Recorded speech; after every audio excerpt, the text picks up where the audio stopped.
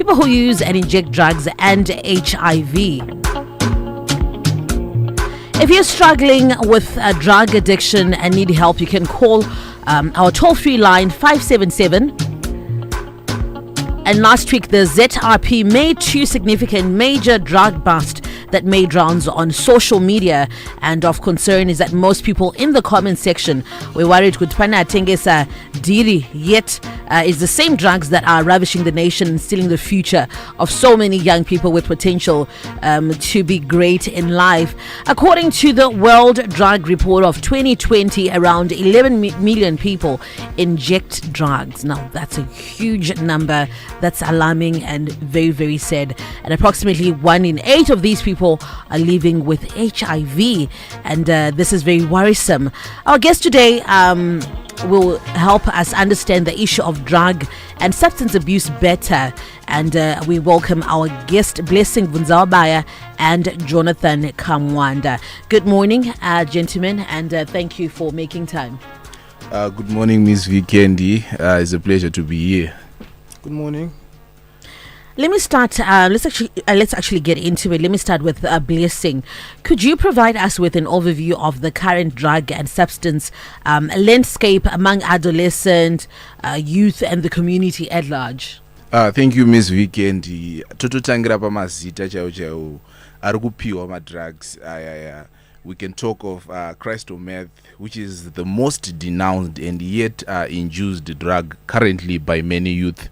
The full medical term is crystal methamphetamine, but mazita emadunurirwa rukunzi dombo, rukunzi nendende, rukunzi mutoriro, hwevo, and the list goes on. And I think it's just a way to disguise the elderly vanenge vasinganzwisise nekuti mwana anotobuda achitoti ndakumbonorova dombo. Hey, mama wasiri kuziva kuti dombo chi. So basically just conscientizing the parents and everyone at home that there are many street lingos that are being labeled to these different types of drugs.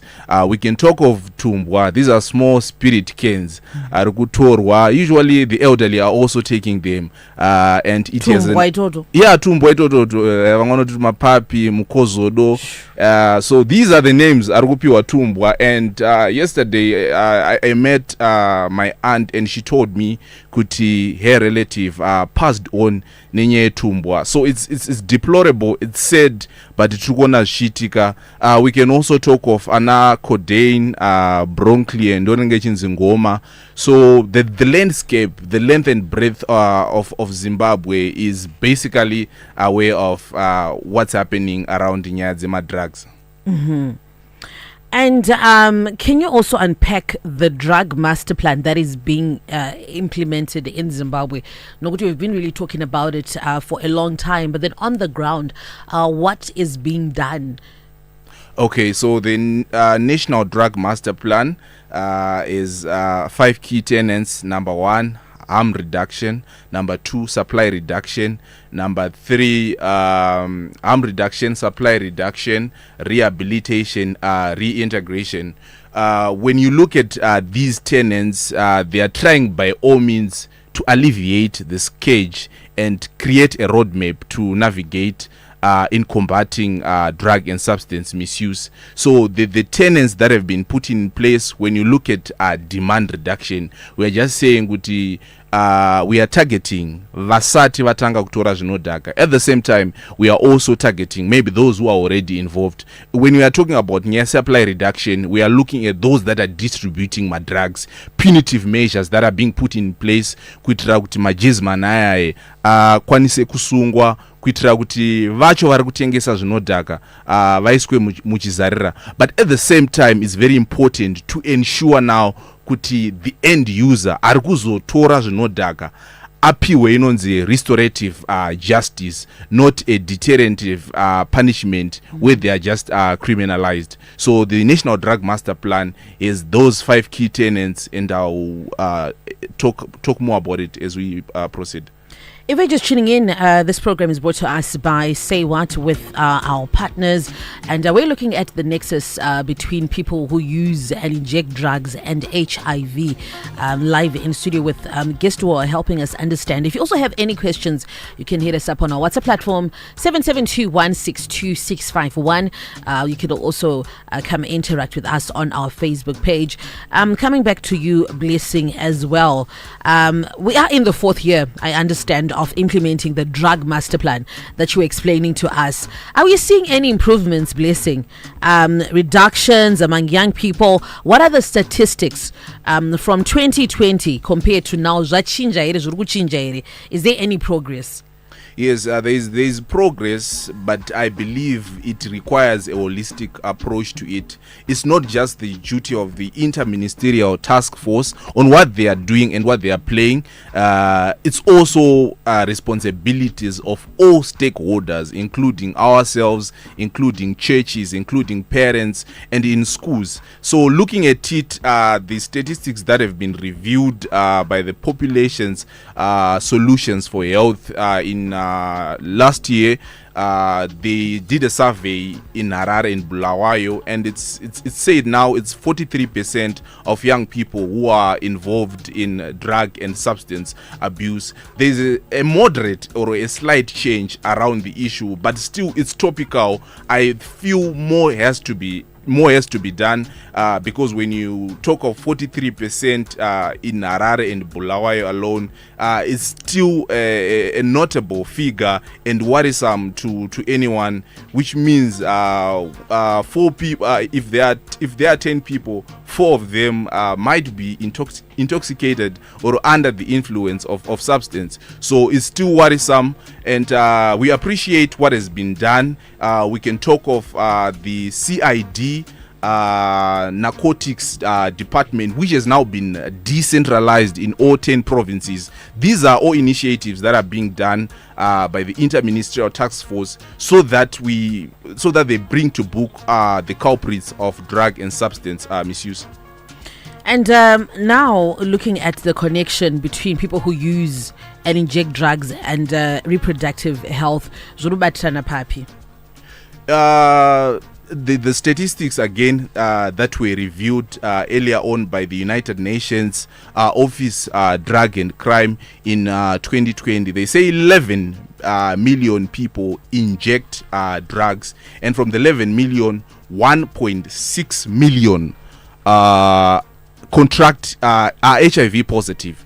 And it's also said 24 times likely someone who inject drugs to contract HIV, on the basis that people who inject drugs already, they have their own certain condition, they are struggling with their own certain addiction, and now they are facing a stigma when they want to access health services, when they go to clinics, when they go to any institutions that they would want to seek HIV related services. They are stigmatized, they face a lot of harassment, and in turn they are not actually getting these services, and at times these people are afraid to visit these services because they think they will be arrested. Vachinzi vano vanoita zvinodhaka kana kuti vanhu vanotora zvinodhaka.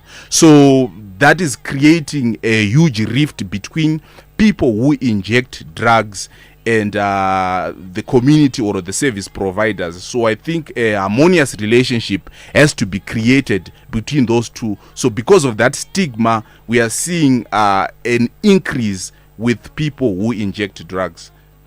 We also have a special guest in the studio. Let me bring you in, Jonathan. Now, Jonathan has overcome drug and substance abuse. Jonathan, good morning. Good morning. How are you? Good, thank you. Could you kindly share your personal journey with us? Well, depends. But yeah, I started using a lot of substances at a very young age, from cocaine, codeine, methamphetamine, Molly, a little bit of crystal meth here and there. Yeah, that's about it. Mm-hmm. And you said you started when you were young. How did your addiction start, Jonathan? Well, it started off experimental by the age of 14, and then grew into a habit and a lifestyle by the age of 18. Mm-hmm. So were you just then going along with your friends who then introduced you to the drugs? Yeah, mostly friends. Mm-hmm. But then, some of them I have to look for them myself. All right. And how during your addiction, where did you typically access these drugs, and how did you manage to sustain your cravings? Well, I'm a working man, was a working man. So I managed to sustain my cravings by using my salary to purchase drugs, and can't really tell you where I got them because that's a bit personal, but yeah. Okay. Coming back to you, Blessing, considering the current drug master plan, how can law enforcement agencies effectively track down the suppliers of drugs? As we're talking here, people are getting drugs from a source. What's then supposed to happen? I think already we have 3 pieces of legislation. We have the Criminal Law Reform and Codification Act. We also have the Dangerous Drug Act, and we also have the Medicines Allied Substance Control Act. These pieces of legislation already they've been put in place to control and also to criminalize those that possess, use, distribute.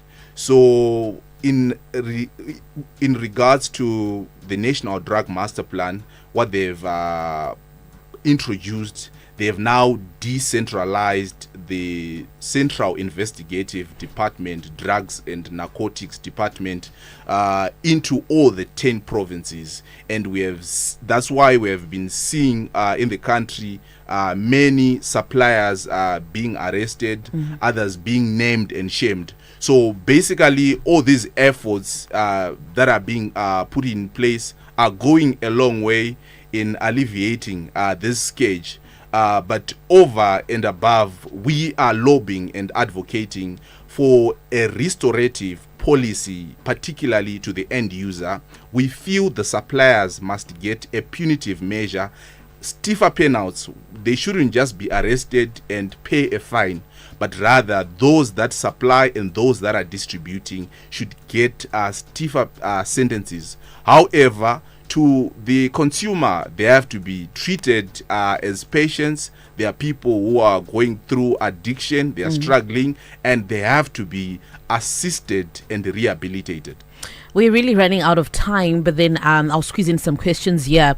We often hear about the link between drug use and HIV or STIs. Could you explain how drug use is connected to the spread of these diseases and the associated harms? Blessing. Drug use creates reckless sexual patterns because the majority of the things that people do under the influence of substances, it's not something that they would do in their sobriety. So it creates or paves way for many STIs and HIVs, especially when you look at drugs or substances like crystal meth, which distorts the wiring of a person. So it paves way for such diseases. Sorry, just to add on to Blessing. Yeah. Also, drugs like morphine, pethidine, the injectables, the drugs that you inject into your system, you have to share a needle if there's like a shortage of needles. So that could also lead to a high rate of which people could contract these diseases. So in that moment, you're not even worried if the other person is infected with anything. You just want to be high. I guess that's the goal. To be honest, I think so. Because I've got friends that did the injectables. I never really did them. And I'll see how they're sharing needles, subconsciously and not even caring what the other person is going through or what they've got in their system. And coming back to you again, what ultimately then led you to make the decision to get clean and overcome your addiction? Well, I just had to look at myself in the mirror and see the changes. I'd grown skinnier. My mental health was a little bit off the hook, and then also I did it for my loved ones, like my mom and my girlfriend, the person I want to be with in the future. So they can't really have a life with a drug addict. So I had to change myself and maybe go to rehab. And based on your personal experience, what advice would you give to someone who is currently struggling with addiction? Well, they have to look for someone to talk to first, someone who really listen to them. And also, rehab is not a bad thing. Rehabilitation is a good process. You have to go there and you find yourself, you find the root of the problem that caused you to be an addict, and then they'll start helping you out from there, one day at a time.